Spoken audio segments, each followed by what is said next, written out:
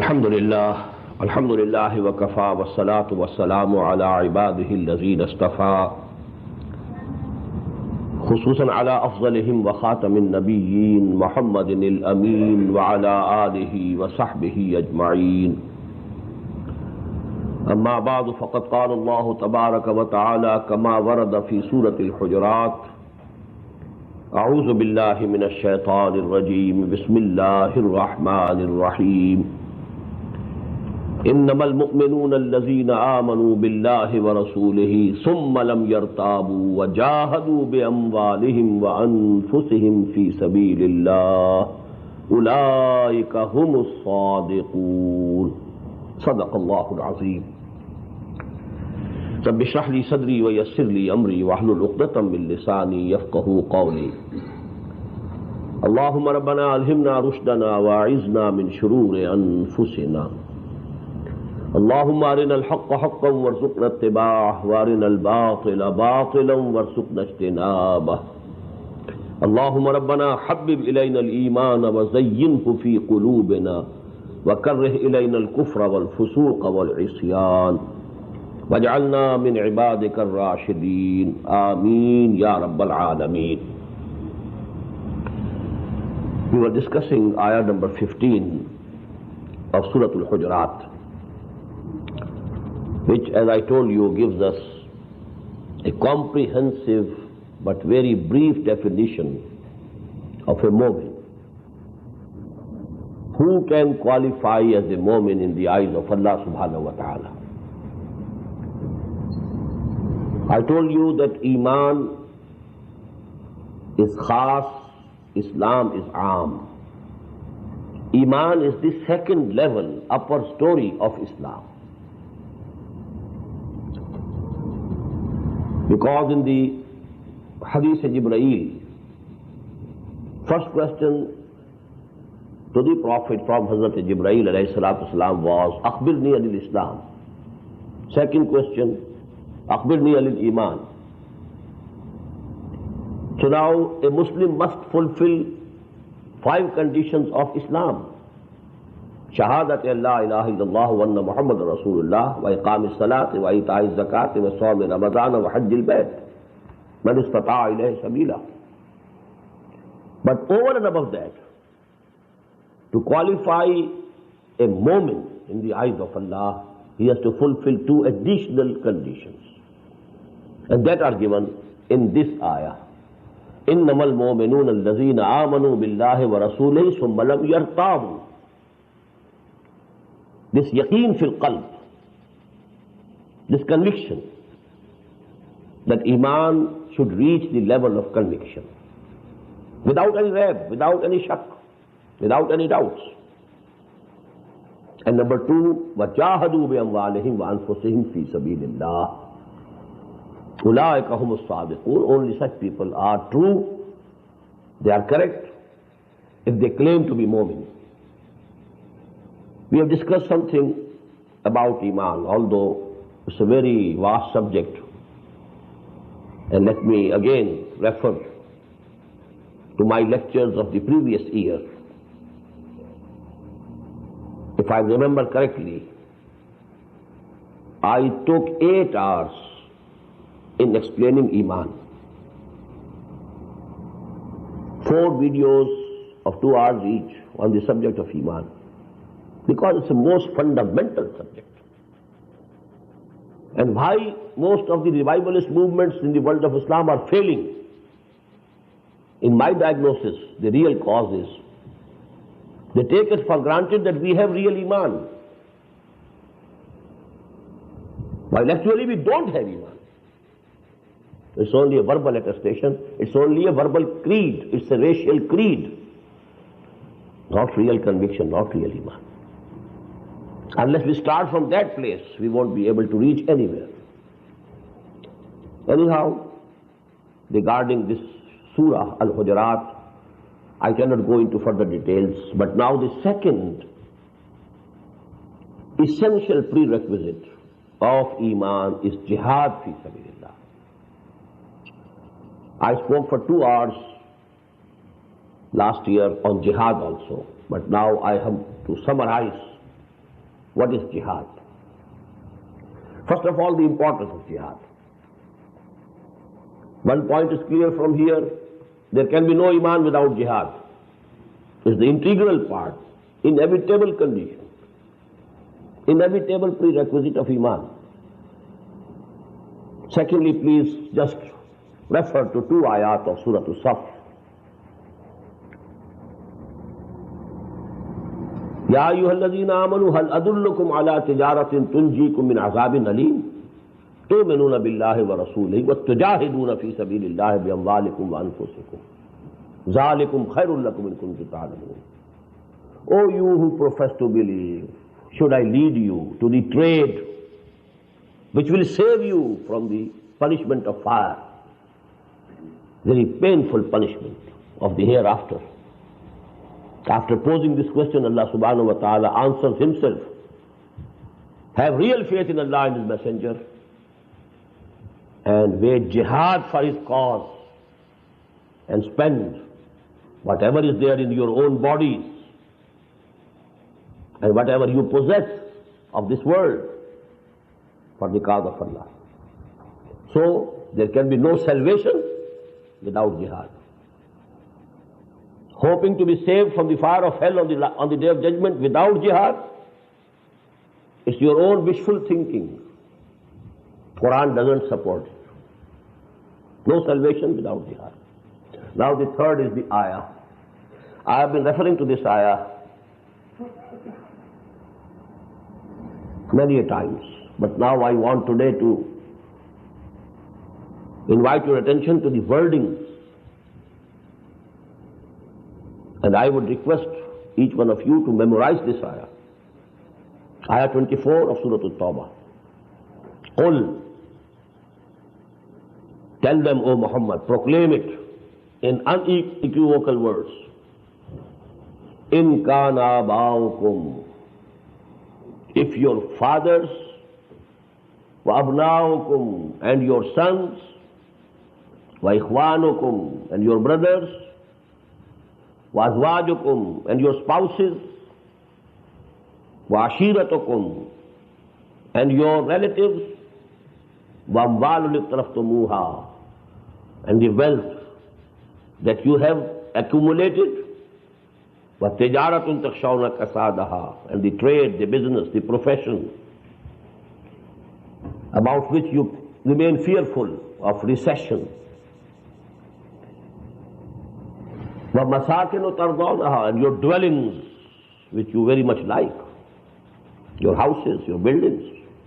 أَحَبَّ إِلَيْكُمْ, if all these things are more dear to you than min Allah, than Allah, wa Rasulihi, and His Messenger, wa jihadin fi sabilihi, and jihad in His cause. فَتَرَبَّسُوا, if that's the condition, go and wait حَتَّى يَأْتِيَ اللَّهُ بِأَمْرِهِ, till such time that Allah gives His verdict, declares His judgment.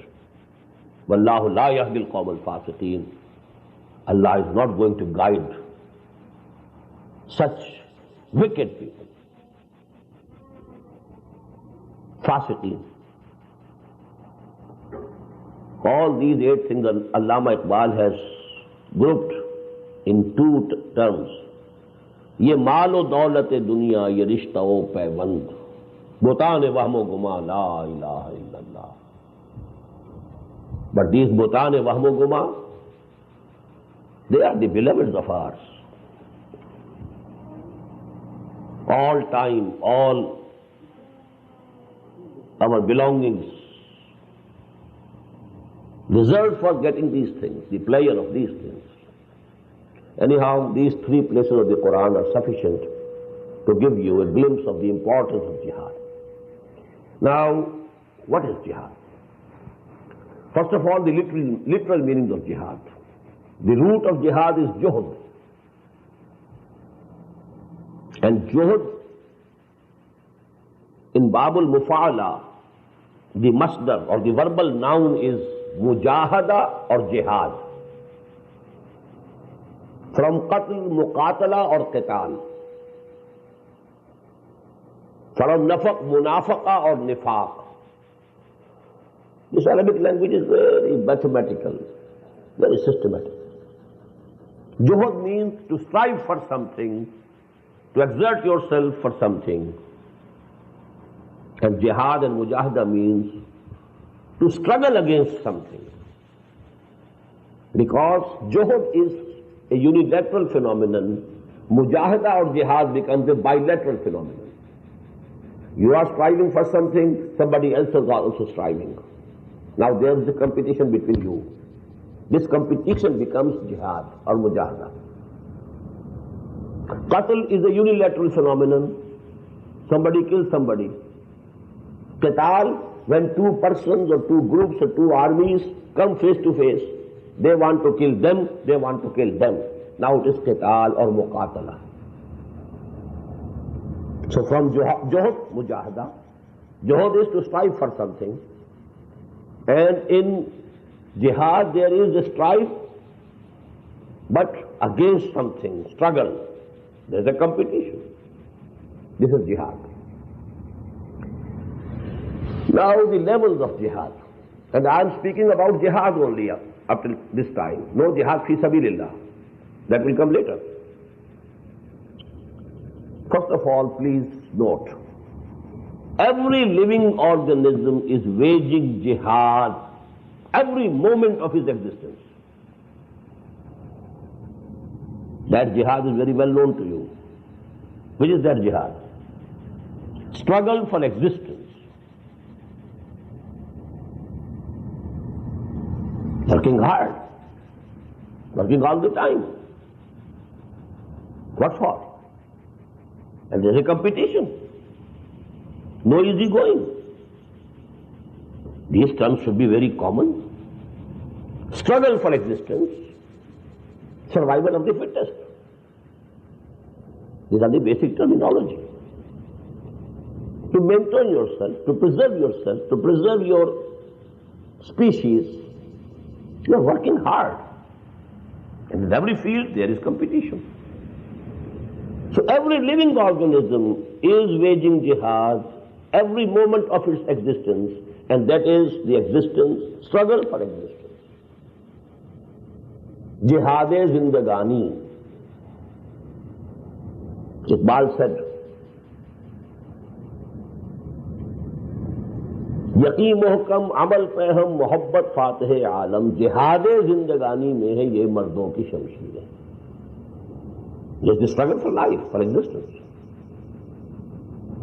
Number two, every self-respecting and conscious human being wages two jihads, two levels of jihad, every human being. But he must be a self-respecting human being, self-conscious human being. In the next lesson, inshallah, which comprises the last section of Surah Al-Hajj, we shall see that every person, every human being who appears to be a human being is not a human being. Ulaika kal-an'ami bal hum adall. They are like animals, rather worse than animals. This is the verdict of the Quran. That we shall discuss inshallah in the next lesson. Here I am using two words. Every self-respecting human being and every self-conscious human being wages two jihads. Number one, the jihad for securing rights, right of freedom, right of self-rule. The Hindus, they do it. The Christians, they do it. The non-believers, they do it. They must get the freedom. Why to be ruled by others? But you have to sacrifice something to get freedom. To snatch your rights from those who have usurped your rights is just like taking away something from the lion's mouth. People had to sacrifice their lives to gain independence. And the higher level for every self-conscious, self-respecting human being of jihad is jihad for some ideology. I believe in something. I want to propagate it. That's my natural urge. I want to establish it. That's my natural and logical urge. If I'm a Marxist, suppose, although Marxism and communism have gone into disrepute, but for the sake of example, suppose you are a Marxist, and a true Marxist, sincere Marxist. What would you like? That Marxism should prevail. And the politico-socio-economic system should be based on Marxism. If you are a true communist, then this is the natural course, inevitable course. So this is the second and a higher level of jihad for conscious human beings who have consciously accepted or adopted an ideology. They would definitely like to propagate it, to disseminate it, to convey it to others, to convert people to this ideology, and then to establish the politico-social system in accordance with this ideology. It is here and from this point that the jihad fi sabilillah for a Muslim starts. Iman is an ideology. You believe in Allah, you believe in Muhammad, you believe in Quran, you believe in the hereafter, you believe in the law, in the Sharia, you believe the Deen al-Haq, the just social order given to humanity from Allah subhanahu wa ta'ala. Now to propagate this ideology and to establish the politico-socio-economic system based on this ideology, for that the jihad which is to be waged is called jihad fi sabilillah. These things should be very clear. Juhud to jihad, number one. Number two, every living organism waging a jihad for existence. And please note here, I apologize, I should have said it before. When a Muslim is doing this work, he is also waging struggle for existence, earning his livelihood for his family, supporting his family. If he is doing it according to the laws of the Sharia, this is also ibadah. This also will be rewarded. Al-Qasimu Habibullah, At-Tajiru Saduqul Aminu Ma'an Nabiyyina wa Siddiqina wa Shuhada. Because this struggle for existence, you are waging this struggle within the limits of the Sharia, according to the laws of the Sharia, you will be rewarded. The Prophet said, even a morsel of food that you put in the mouth of your wife, you will get the reward on the Day of Judgment. She had the right, you had to support her. You earned through halal means to provide for your wife and your children. This is an act of virtue. It's not a secular act. No, not at all. The whole life of a Muslim becomes, ibadah, if it is led in accordance with the Sharia. In the same way, when a Muslim is fighting for his rights, for his freedom, he will be rewarded. But fighting for freedom is not jihad fi sabilillah. Don't confuse the terminology. It is a jaiz jihad. Even if a Muslim is killed while fighting for freedom, he will be declared a martyr. What to speak of freedom struggle? The Prophet said, Man qutila duna malihi fahuwa shahidun. If a Muslim is killed while protecting his property, he is a martyr, he is a shaheed. Because he had the right to protect his property. The dacoits have come, the thieves have come. One option was, you give them the keys, take away everything, save our lives.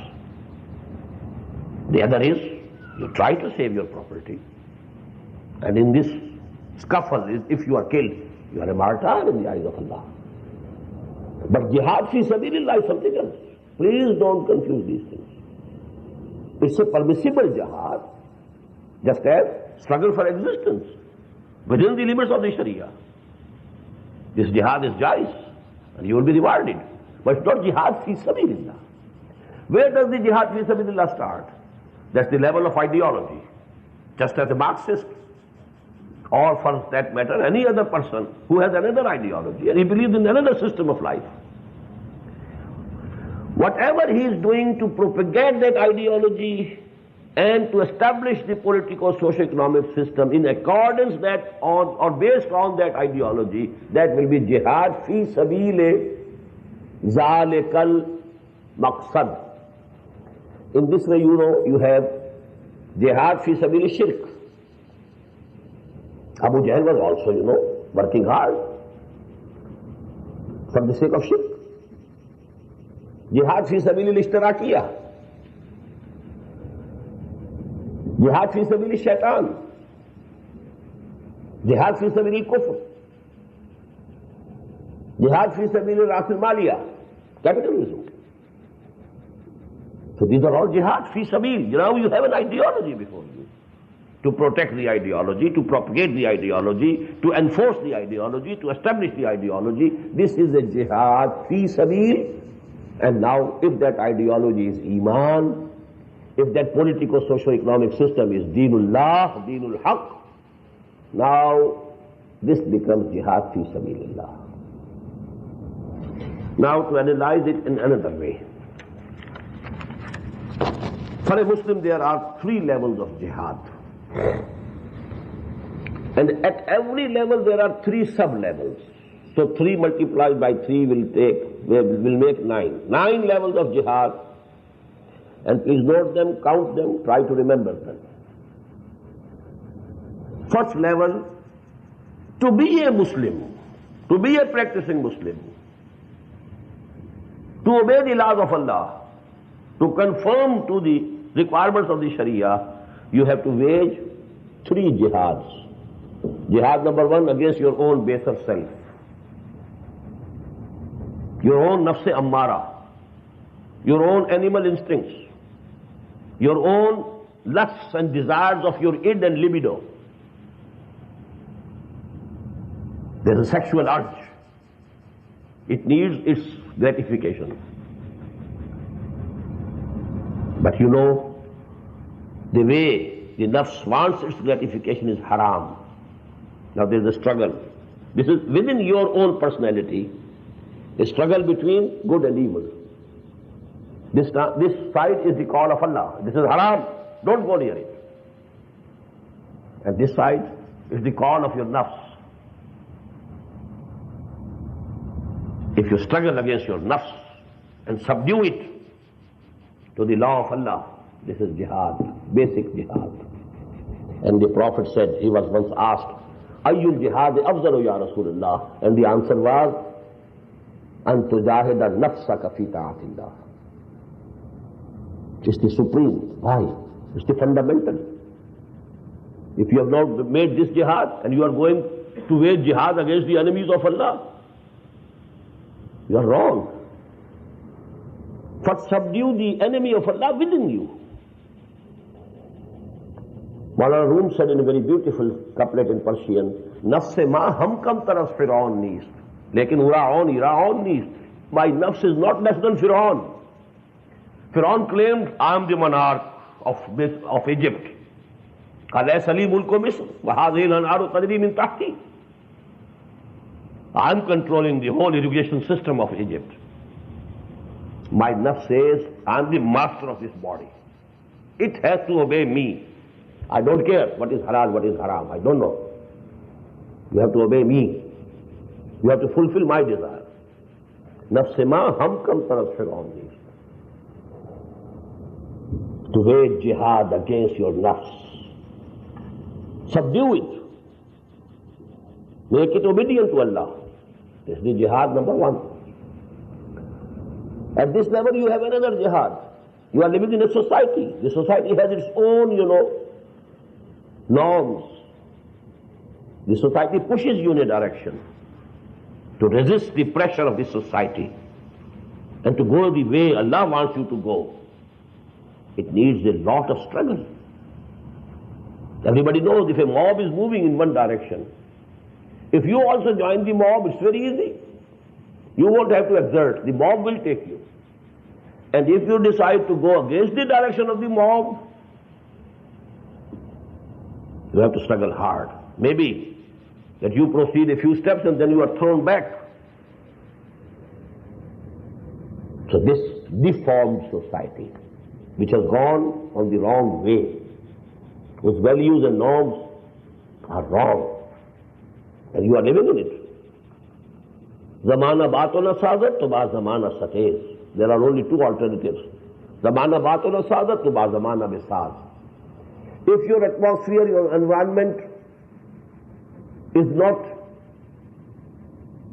in agreement with you, you become in agreement with it. It's the easy way. But a person who has scruples in life, who has chosen an ideology consciously, then the only way open to him is zamana batuna sadat to ba zamana satez. Fight against this social pressures. And number 3 jihad at this level is jihad against Satan.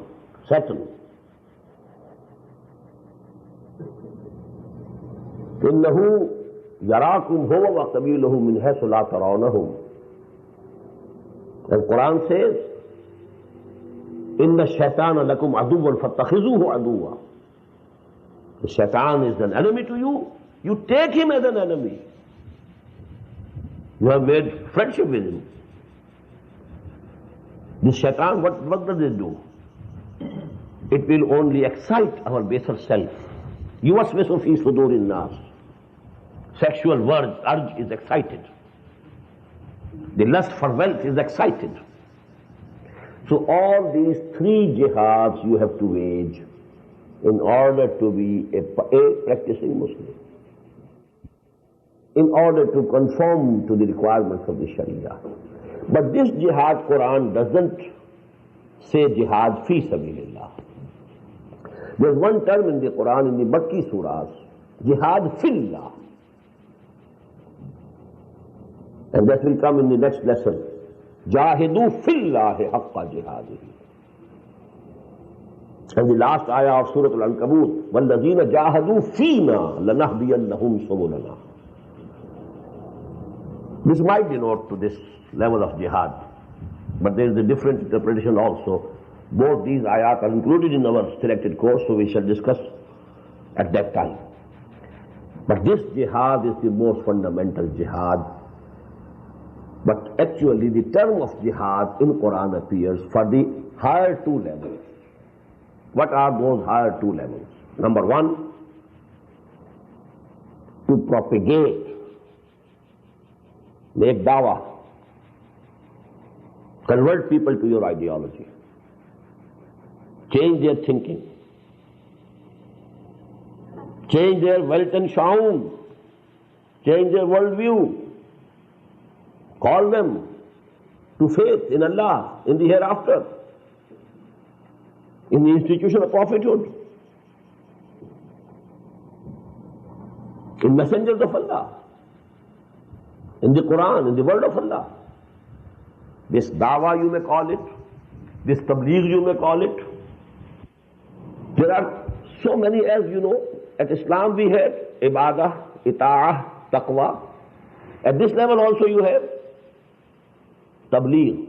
In tabligh you reach out to somebody, some people, some group, to convey him or to them something. In dawah you call them. So this tabligh and dawah are 2 sides of the same process. You reach out to the people to convey to them some message. This is tabligh. You call them to the path of Allah or towards Allah. Ud'u ila sabili rabbika bil hikmati wal mau'izati al hasana wajadilhum billati ahsan. Qul hadhihi sabili ad'u ila Allah ala basiratin ana wa man ittaba'ani.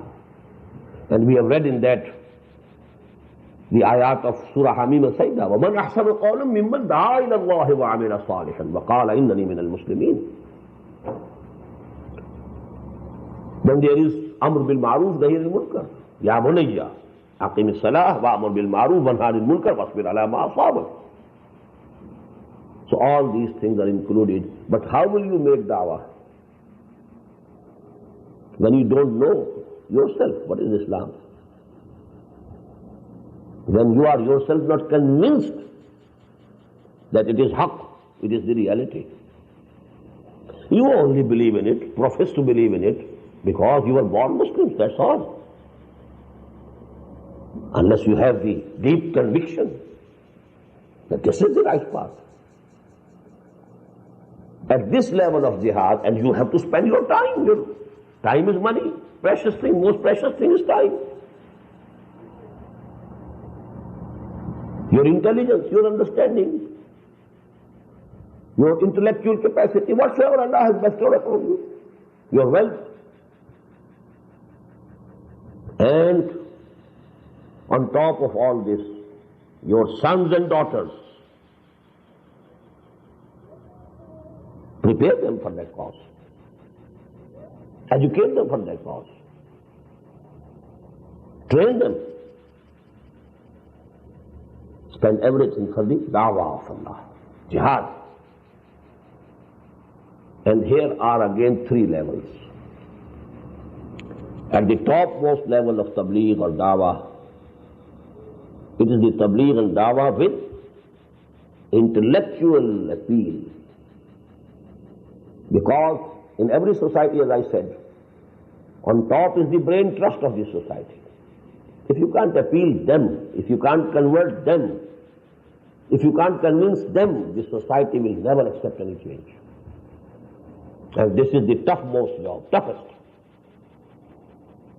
To crack these hard nuts, you have to gain the ability first. You must have that intellectual understanding of Islam, the deep philosophical insight into Iman. Unless you have those things, how can you go and preach or convey the message of Islam to these intellectuals? Ud'u ila sabil rabbika bil hikmah. But that hikmah you will have to gain for yourself first. I quoted to you the ayah, وَمَنْ يُؤْتَ الْحِكْمَةَ فَقَدْ أُوتِيَ خَيْرًا كَثِيرًا. But this khair kaseer has to be earned. You have learned certain, sciences, some technologies, after spending years. This education, which took maybe 20 years of your life. And then now you are licensed to practice as a medical practitioner. Can you go and just preach and just, convey the message of Allah without any preparation, without getting any training? And that also at the level of intellect, wisdom. Then the second level is for common people. People who are just ignorant. If they don't know Allah, they don't know Marx also. They don't know Freud also. They have no false ideologies or philosophies in their minds. You can call them the clean slates. To write on a clean slate is easy. But a person who has that philosophy of Marxism, philosophy of logical positivism, philosophy of existentialism, empiricism, materialism, all these philosophies, you have to wipe out the slate first. You have to clean the slate first, and then you will be able to write something. But on clean slates, even good sermon would be effective. Ud'u ila sabil rabbika bil hikmati wal mau'izatil hasanati. The second level. And then there is the third level, as the question was asked by a brother, I think 2 days before.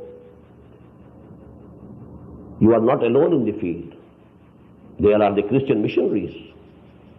taking people astray, away from your faith, working in Pakistan, converting Muslims to Christianity. They have made Indonesia the biggest target, and they claim that before the end of the first quarter of the next century, Indonesia will be 100% Christian. So you have to meet them also in their elements. وَجَادِلْهُمْ بِالَّتِي أَحْسَنُ. This is a very profound ayah of the Quran. Last but one ayah of Surah Al-Nahl. ادْعُ إِلَىٰ سَبِيلِ رَبِّكَ بِالْحِكْمَةِ وَالْمَوْعِظَةِ الْحَسَنَةِ وَجَادِلْهُمْ بِالَّتِي أَحْسَنُ. You have to enter into munazara and mujadala with them. But you should be doing this munazara and mujadala in a very decent way. Don't fall down, scoop down to their level. You must keep your level of decency because you are Muslims. But at all these three levels, you have to first get the training. You have Ahmad Didat, he is doing the job for you. There was a time in India, had not Maulana Rahmatullah, Kairanvi Rahmatullah alayh, had he not risen to the occasion, maybe that most of the Muslims of India might have converted to Christianity. Because Father Fender, he started, challenging Muslim ulama right from Calcutta. In every city he passed, of Bengal as well as Bihar as well as UP. He defeated the ulama. And then he stood on the stairs of the Alamgiri Mosque, the Jami Mosque of Delhi, declared, I challenge every Muslim of India, come and talk to me.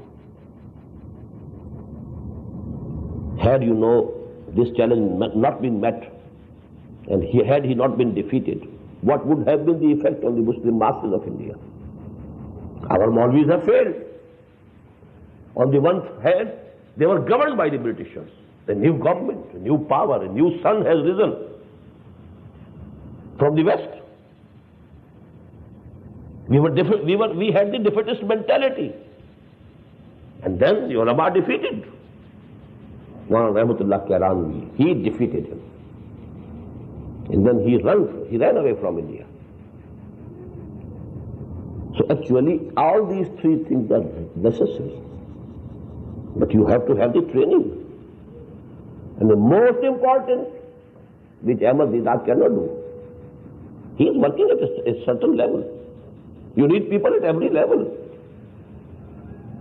To call to the deen of Allah at the level of hikmah, philosophy, wisdom, that everybody cannot do. So this is the second level. Now we come to the third level. And this is the most difficult level. To establish the politico-socio-economic system according to your ideology or based upon your ideology, and in our case it is ad-deenul haqq, the true deen, the just social order. It is He, huwa alladhi arsala rasulahu bil huda wa deenil haqq liyuzhirahu ala ad-deen kullihi.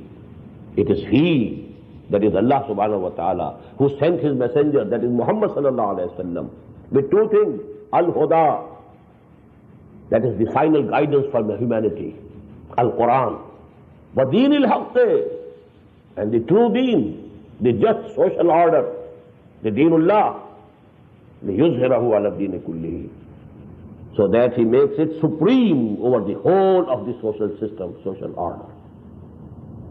This is the toughest job. Why?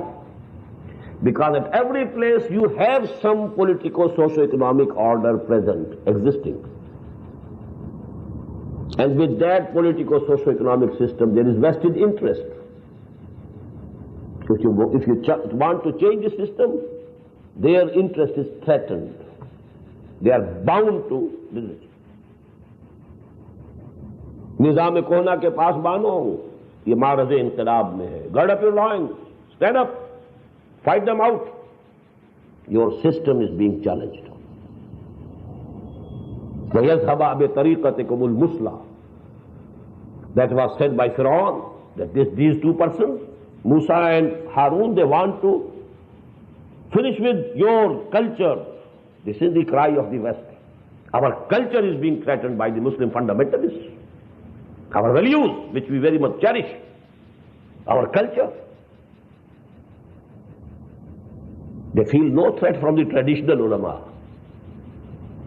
Because these traditional ulama, they know only namaz, salah. They cater to the needs of this religious hierarchy. A civil service, religious civil service, that's all. They are contented with it. There is no threat. They want to accommodate them. They want to support them. But they are being threatened, and they feel threatened by the fundamentalists. Those who want to establish the deen of Allah as a political, socio-economic system. They want to establish Islamic State. They want to enforce the social values of Islam.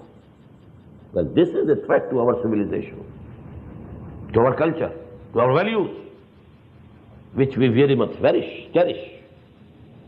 So at this level, this is the bittermost part of this jihad fi sabilillah. Here again, 3 levels. For this purpose, first of all, you must have an organization. The organization having the discipline of, proverbial discipline of army. Listen and obey. فَاتَّقُوا اللَّهَ مَا اسْتَطَعْتُمْ وَاسْمَعُوا وَأَطِيعُوا. Unless you have that type of an organization. Hizbullah. أَلَا إِنَّ حِزْبَ اللَّهِ هُمُ الْمُفْلِحُونَ إِنَّ حِزْبَ اللَّهِ هُمُ الْغَالِبُونَ. That's Hizbullah. And let me quote here, at this level, again you have 5 organs.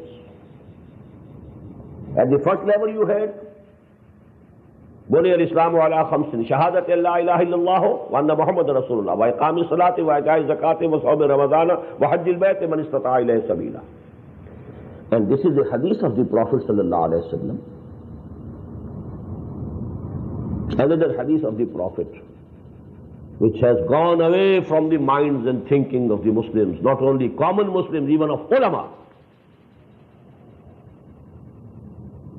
The Prophet said, it is from Haris al-Ash'ari radiyallahu anhu. عن الحارث الأشعري رضي الله عنه قال قال رسول الله صلى الله عليه وسلم آمركم ب5 بالجماعة والسمع والطاعة والهجرة والجهاد في سبيل الله. It is here at this level that you require these things. For changing the system, for challenging the system, for trying to root out the system and establish a system of your choice, of your liking, which you believe in, which is based on your ideology. It's not an easy job. Bil Jama'ah, first of all, organization, party, hizb. And this party should have the discipline of samwata. Listen to me. No argument. And this party will do hijrah and jihad. And let me define here hijrah also, basic definition of hijrah. The Prophet was asked the same question.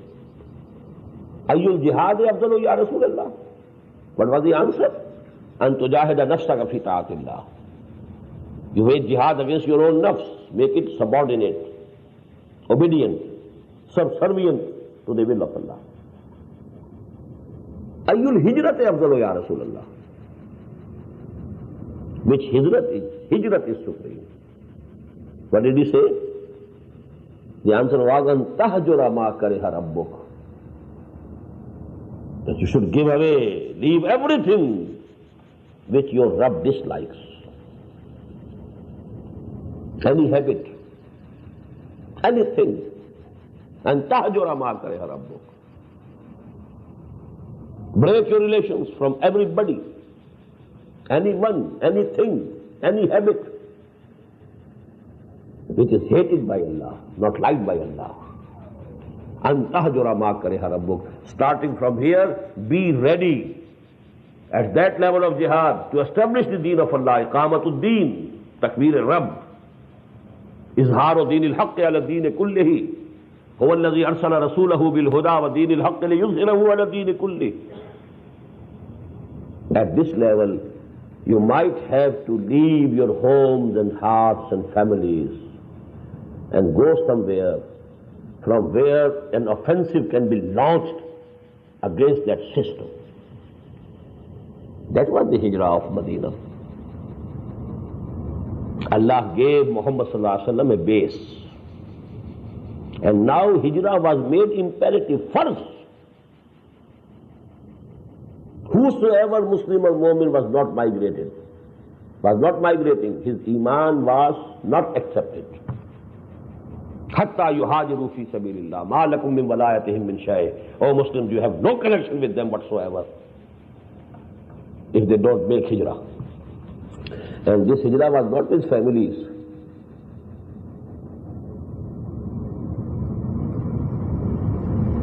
It was to a place where there was no guarantee that they will get some house or home or roof or some livelihood.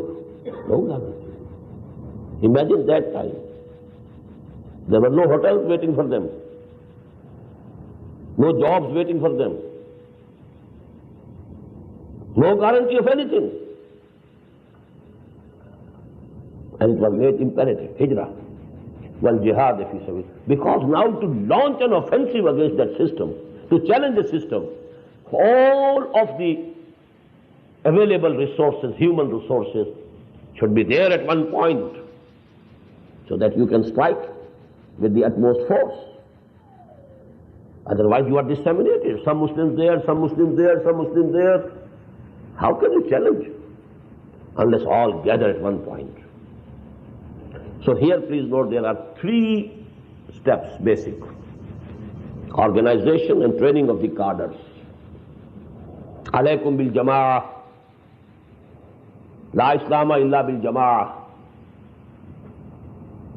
This is the saying of Hazrat Umar radiyallahu ta'ala. La islama illa bil jama'ah. Wa la jama'ah illa bil imara. Wa la imara illa bil sima'ah. Wa la sima'ah illa bil ta'ah. آمركم بخمس بالجماعة والسمع والطاعة والهجرة والجهاد في سبيل الله. Then passive resistance.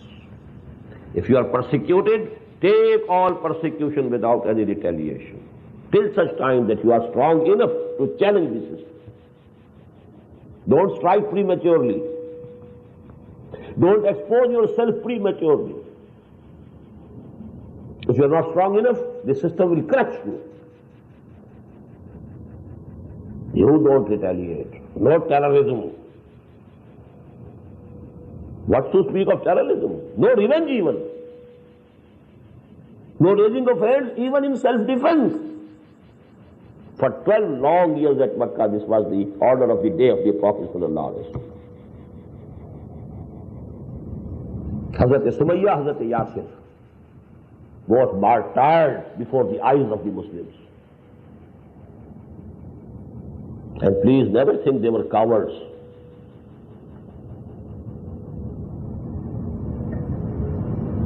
But there was no permission of the Prophet. Permission came after Hijrah. Rather, when the Prophet was going towards Medina, the ayat were revealed. أُذِنَ لِلَّذِينَ يُقَاتَلُونَ بِأَنَّهُمْ ظُلِمُوا وَإِنَّ اللَّهَ عَلَى نَصْرِهِمْ لَقَدِيرٌ. Now you are permitted. Your hands, which you were ordered to keep folded before, now they are open. Go and retaliate. Take revenge. قَاتِلُوا فِي سَبِيلِ اللَّهِ الَّذِينَ يُقَاتِلُونَكُمْ. Go and fight those who are fighting you. But this was after 12 or 13 long years of persecution. No severe persecution. So then, challenge. Direct challenge. This is the final stage. So please count again. First level of jihad, to be a Muslim yourself. Three sub-levels: jihad against your baser self, nafs-e ammara, and tujahida nafsaka fi ta'atillah. Number two, the society, the social pressures. Number three, shaitan. Behind these social pressures also, behind your nafs also. Instigating your nafs, exciting your nafs. Second level, dawah, tabligh.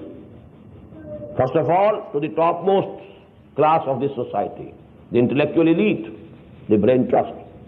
Then, to the common people, through sermon, good sermon.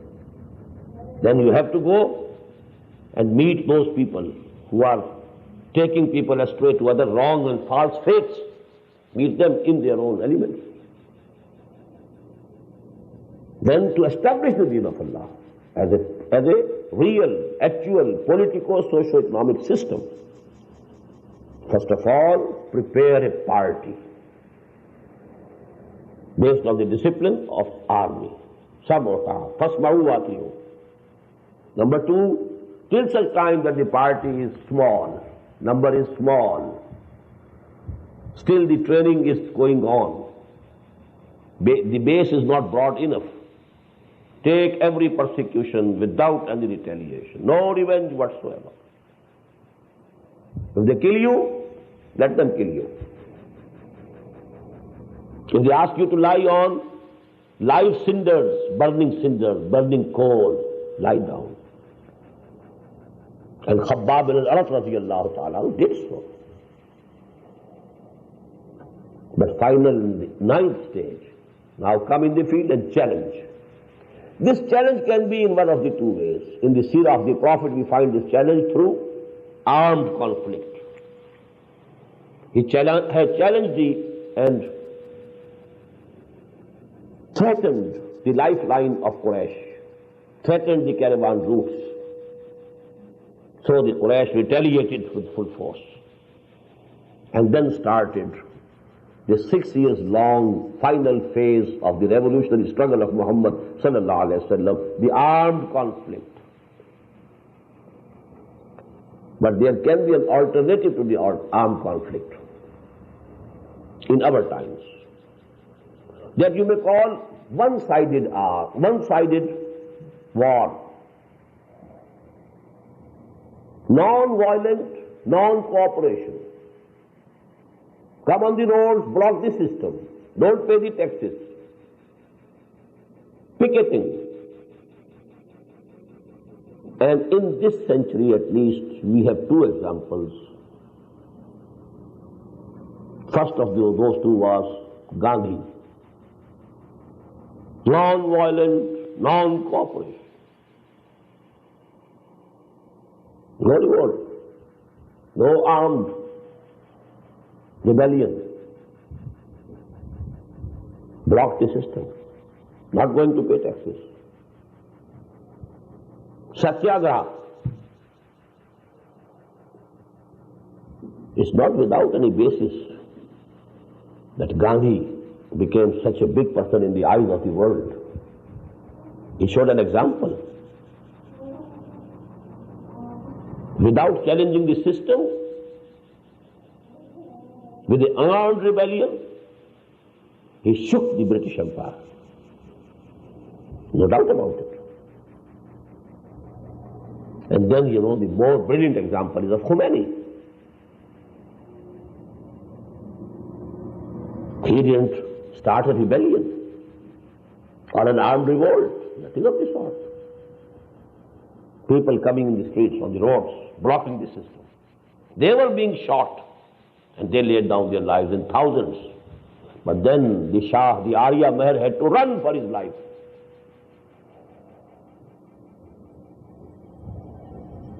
So one of the two ways.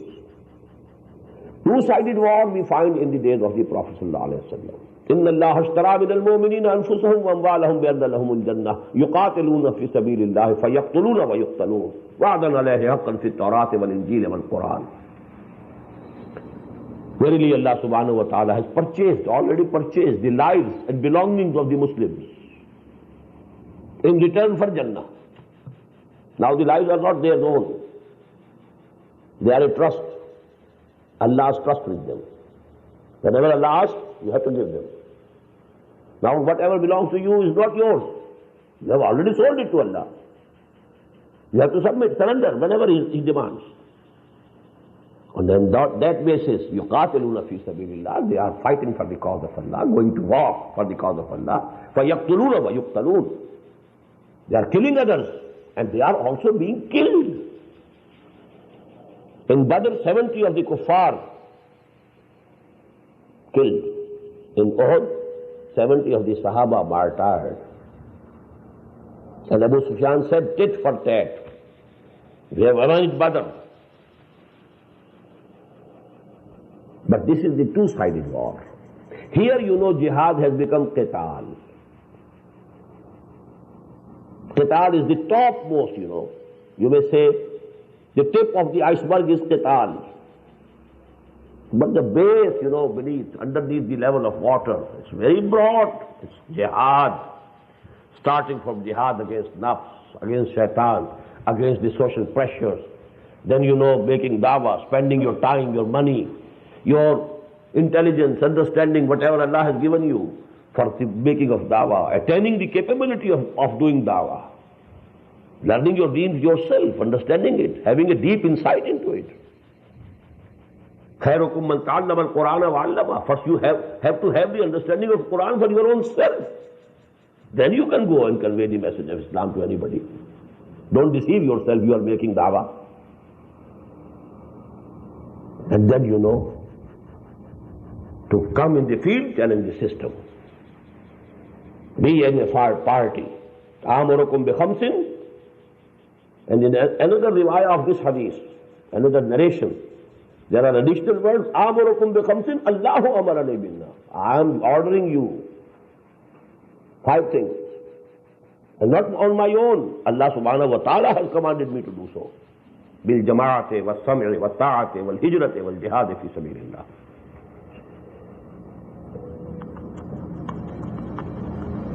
And as I told you, hijrah starts when you are giving up all the habits or the things that Allah subhanahu wa ta'ala doesn't like. But you must have in the mind that if time comes, the struggle requires, it reaches a level that you are required to leave your homes and hearts and families even. We shall be ready to do it. That intention, that niyyah should be there. In the same way, jihad begins with the jihad against your nafs. But you must have the intention in your head, in your heart, which the Prophet had. Let me quote his wordings.